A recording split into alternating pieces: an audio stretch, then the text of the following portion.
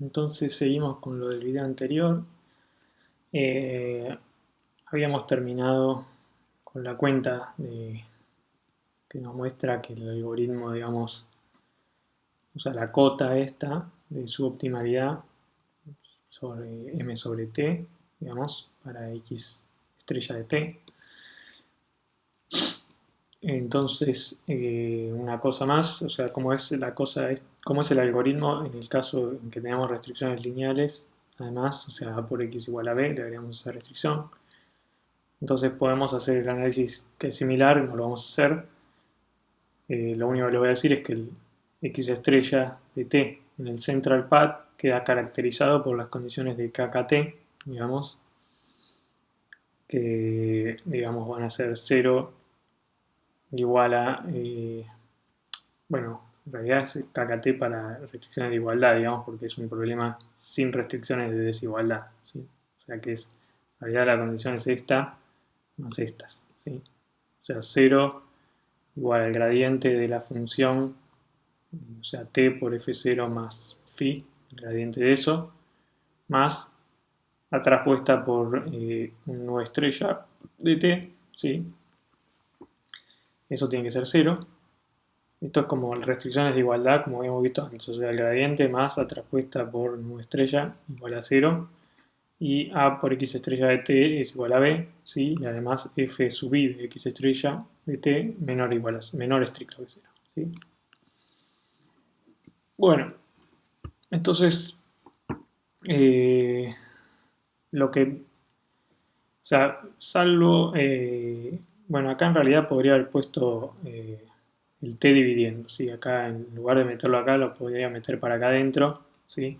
Para que me queden los multiplicadores y la condición es equivalente, o sea, solo estoy rescalando las cosas. Entonces lo que podemos hacer es reinterpretar el central path, digamos, si yo divido por t esta ecuación, como la solución de este sistema de KKT perturbado que les comentaba en el video anterior, ¿sí? O sea, lo que estoy resolviendo es 0 igual a gradiente de f0 traspuesta más lambda i por el gradiente de fi traspuesta más a traspuesta por nu, ¿sí? Esto es, digamos, o sea, el igualar el lagrangiano a cero, digamos, ya como hacíamos en KKT usual, ¿sí? Ahora no hay nada distinto con estos lambda i, x y nu. La única condición que cambia es la delgura complementaria, ¿sí? Que en lugar de ser eh, igual a cero, va a ser lambda i por fi de x igual a menos 1 sobre t, ¿sí? Esto por la definición de los lambda i. O sea, lambda i, si tenemos esta ecuación, entonces lambda i tiene que ser menos 1 sobre t por fi de x, ¿sí? Que eso es lo que exactamente poníamos acá, ¿sí? Bueno, y después las condiciones de a por x igual a b, fi de x menor o igual a 0 y lambda mayor o igual a 0. ¿Ven? Entonces, la solución de este problema perturbado, ¿sí? Es un problema de KKT perturbado, es las soluciones del central path, ¿sí? Bueno, entonces, como les decía, la única diferencia está en la delgura complementaria, que la delgura complementaria se cumple con un menos 1 sobre t. Cuando hacemos t tender a infinito, esto se va a 0, con lo cual asintóticamente también estamos viendo que asintóticamente va a converger a la solución de KKT, digamos, del problema de KKT. Bueno, entonces el método de barrera va a consistir en ir incrementando el valor de t por pasos hasta que se cumpla que m sobre t sea menor que un epsilon, ¿sí? Y ese m sobre t me va a garantizar una suboptimalidad de epsilon, ¿sí? Bueno, entonces lo que vamos a hacer es empezar con un t sub 0, ¿sí? Y un mu mayor a 1, t sub 0 positivo y mu mayor a 1, y entonces en cada paso vamos a, digamos, minimizar por Newton, que eso nos va a, o sea, vamos a resolver el problema de minimización sin restricciones o con restricción de igualdad, con el método de Newton, sin restricciones o con restricción de igualdad, ¿sí? Y eso nos va a hacer caer en el central path, ¿sí? O sea, cuando minimizamos, encontramos x estrellas de t que está en el central path, ¿sí? Eso es lo que se llama un paso descentrado. Bueno, una vez que hacemos un paso descentrado, actualizamos el t como mu por t, ¿sí? Y entonces volvemos a hacer el paso descentrado y entonces volvemos a caer en el central path para este nuevo t, ¿sí? Y así sucesivamente, ¿sí? Eso es el método de barrera. Entonces el algoritmo en pseudocódigo es el siguiente, ¿sí? Empezamos con un x0 estrictamente factible, ¿sí? T sub 0 mayor a 0, mu mayor a 1, epsilon mayor a 0, ponemos x igual a x0 y t igual a t sub 0, hacemos un while true, y entonces en cada paso del algoritmo vamos a calcular x estrella de t minimizando t por f0 más phi sujeto a por x igual a b, ¿sí? Empezando en x. O sea, siempre empezamos en el punto anterior, ¿sí? Vamos a usar el punto anterior. Bueno, esto que es un paso es un paso de Newton, o sea, es hacer Newton. O sea, es un algoritmo entero de Newton. En cada paso del algoritmo hacemos un algoritmo entero de Newton para este problema sin restricciones. Después actualizamos el x por x estrella de t, ¿sí? Si se cumple que m sobre t es menor que epsilon, salimos. O sea, la condición de salida, la condición de stopping es m sobre t menor que epsilon. Y después actualizamos t por mu por t. O sea, multiplicamos al t por mu, ¿sí? Y volvemos, ¿sí? Eso hasta que salimos. Entonces el output tenemos la garantía, al menos bajo las hipótesis razonables, o sea, por ejemplo, la f strongly convex, todo lo más convexo, problema convexo. Tenemos garantía de que va a salir, vamos a obtener un f de un x tal que f de x es epsilon subóptimo, ¿sí? O sea, la suboptimalidad es epsilon. ¿Está bien?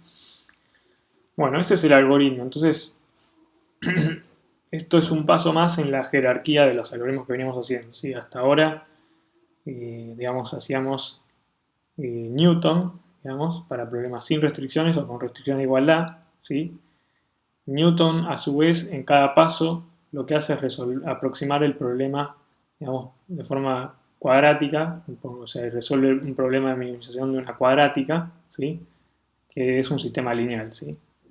Bueno, acá vamos a hacer una sucesión de newtons. Newton hace una sucesión de problemas cuadráticos, ¿sí? Entonces es una nueva jerarquía de problemas, ¿sí? Bueno, entonces hasta acá todo lindo. El único temita que nos queda por resolver es el tema de encontrar un x0 estrictamente factible, ¿sí? O sea, lo que se llama fase 1, métodos de fase 1, que nos permiten arrancar estos algoritmos. Entonces, como les dije antes, en algunos casos se tiene una solución factible, se puede hacer a mano si no entiende el problema bien y es razonable. Hay veces que se puede hacer a mano si uno conoce bien el problema, y en ese caso uno hace eso. O sea, si uno tiene una solución estrictamente factible, acá me comí el estrictamente factible, ya está, no vas a hacer estos métodos de fase 0, ya pones esa solución y listo. Entonces, si no, lo que vamos a hacer, perdón, fase 0, dije fase 1, vamos a hacer métodos de fase 1 para construir soluciones estrictamente factibles, ¿sí?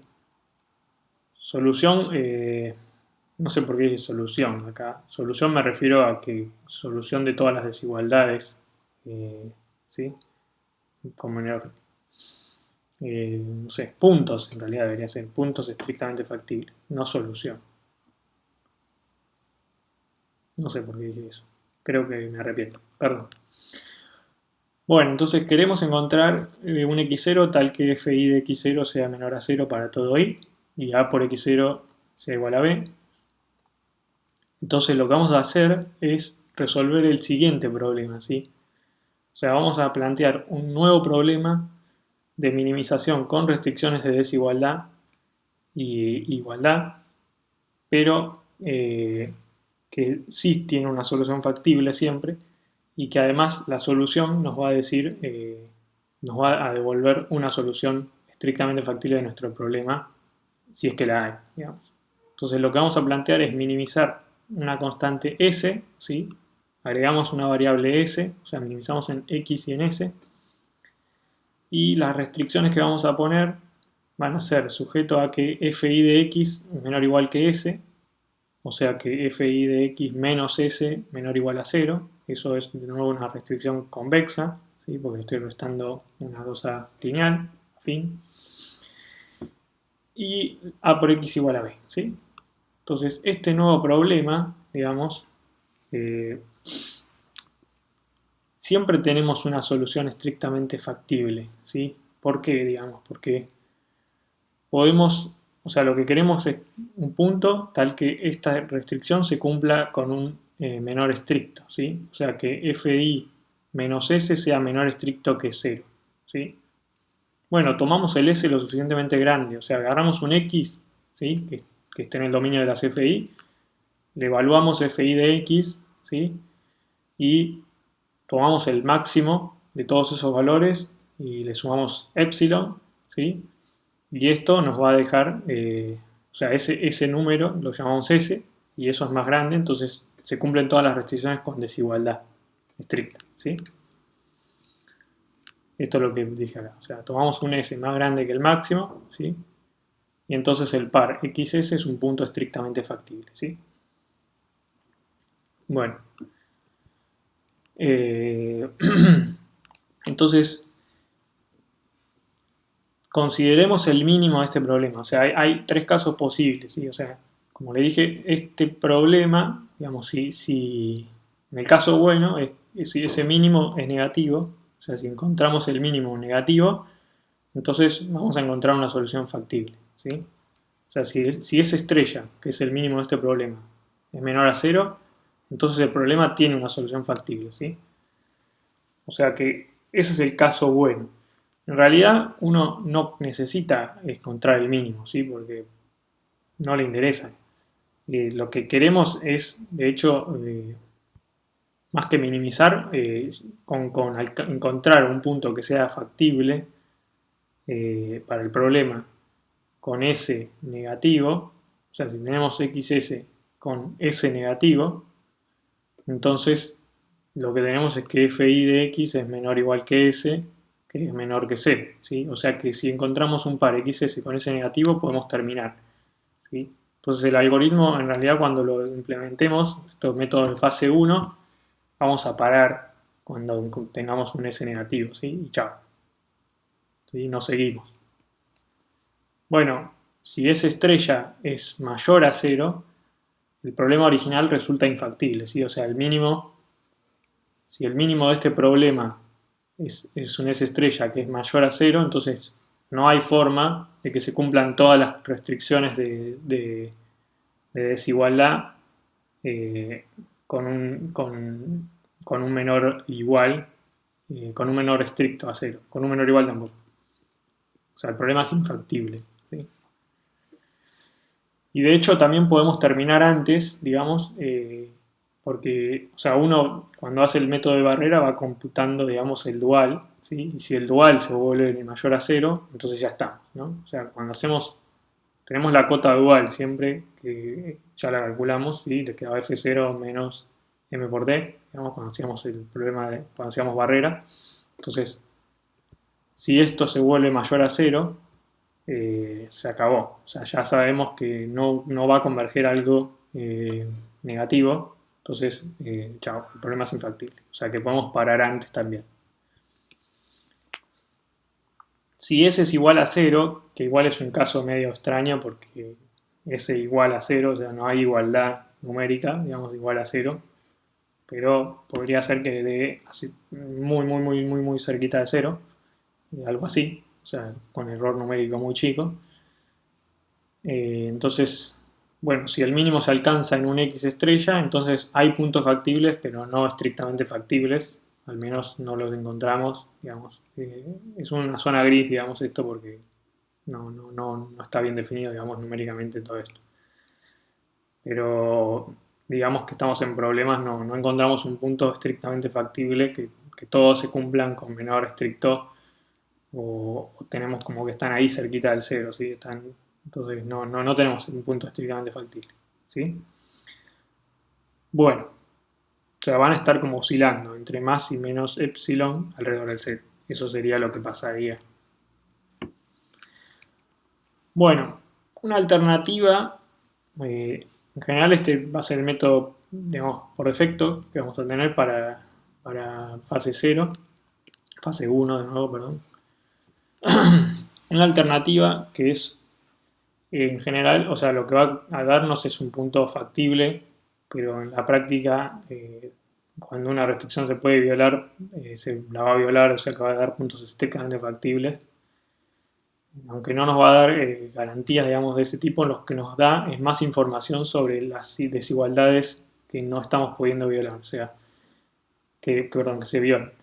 O sea, si minimizamos en lugar de S, minimizamos la suma de SIs, digamos, de igual 1 hasta m, sujeto a que FI de X es menor o igual que SI, ¿sí? Esto lo que se llama es el problema de suma de infactibilidades, ¿sí? Si minimizamos esto, sujeto a que A por X es igual a B y S mayor a 0, mayor o igual a 0, entonces, digamos, el óptimo del problema va a ser 0 si solo si las desigualdades son factibles y usualmente nos va a dar un X, un par XS con X estrictamente factible. Pero cuando eso no ocurre, nos va a dar información sobre cuáles son las variables, perdón, cuáles son las desigualdades que se están violando, ¿sí? O sea, que no se pueden cumplir, que en general va a ser un conjunto pequeño, o sea, va a ser un conjunto sparse de desigualdades que se violan, ¿sí? Entonces uno lo que podría hacer ahí es relajarlas si es que es factible. O sea, uno le dan un problema y tendría que hablar con la gente que quiere resolver el problema y decirle, che, podemos relajar esta desigualdad sumándole tal valor o no es algo que sea posible. Porque hay veces que es posible y otras veces que no. Necesitamos que sea menor a tanto y no hay forma de relajarlo eso. Entonces, eh, o a veces se puede directamente sacar esa desigualdad, no sé, depende del problema. Entonces, esto lo que nos va a devolver va a ser, digamos, un conjunto pequeño de desigualdades que se violan, que va a ser chico con respecto a M, y nos va a dar información sobre dónde estamos, dónde el problema no es factible, digamos, dónde falla la factibilidad. O sea, porque no tenemos puntos factibles, si eso pasa, ¿sí? Bueno, eh, entonces es bastante interesante esto para analizar. Bueno, eso es todo lo que dice. Entonces